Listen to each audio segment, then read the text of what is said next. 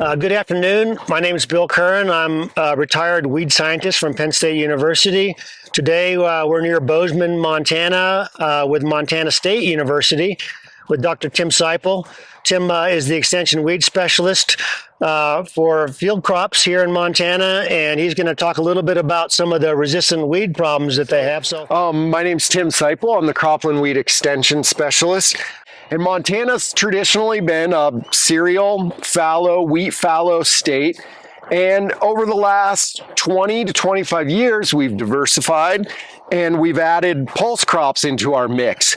And pulse crops, for those who might not know, are lentils, chickpeas, peas, maybe lupins, and a few of these other real specialty crops. But when we added these to the mix, we end up having some weed problems and some herbicide resistant weed problems. And one of those, the major herbicide resistant weed in Montana is Kochia scoparia, or Kochia. So we have a long history of group 2 resistance, as we've used glyphosate in fallow and glyphosate in Roundup Ready sugar beets, Roundup Ready corn, and some of the other Roundup Ready crops. We've also developed a lot of glyphosate resistance in Kochia. So it's a tough weed to manage in a lot of our systems. It's really easier to probably manage in the cereals, and it can be really difficult to manage in pulse crops. I'm hearing that is dicamba also a problem with this? So for a long time, we've used glyphosate dicamba, or glyphosate 2,4-D as one of our standard fallow mixtures. And now more and more we're finding dicamba resistance, which means we have group 2 glyphosate resistance and dicamba resistance and fluroxapyr resistance. Wow. So that makes this much more difficult weed to manage in some of those situations.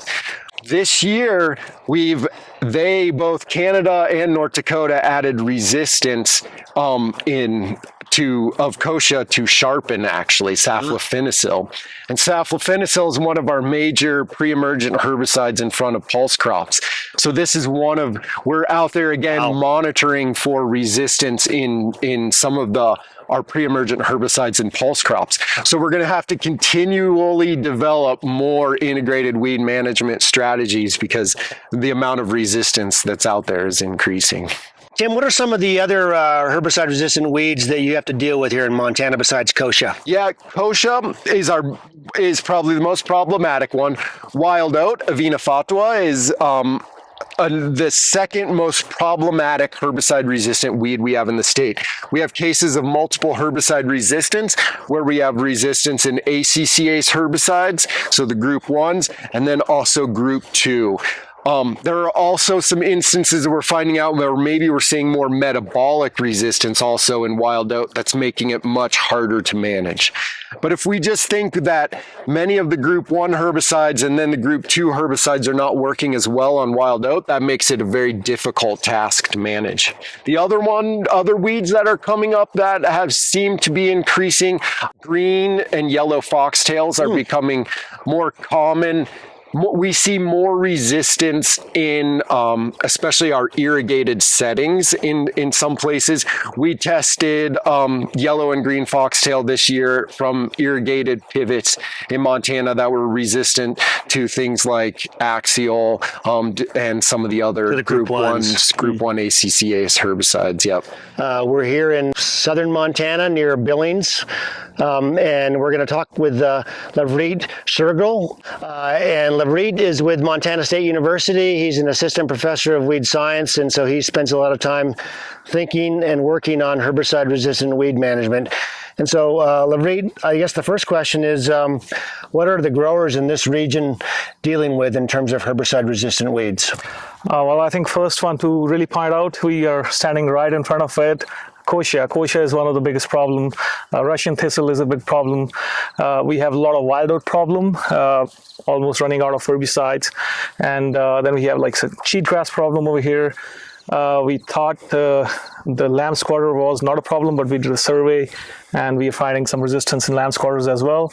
And some redroot pigweed, which is usually like, yeah, okay, we can kill it, but that's becoming a problem. Like, not a problem, but we are finding a lot of resistant populations in this region. And we hear a lot about Kochia.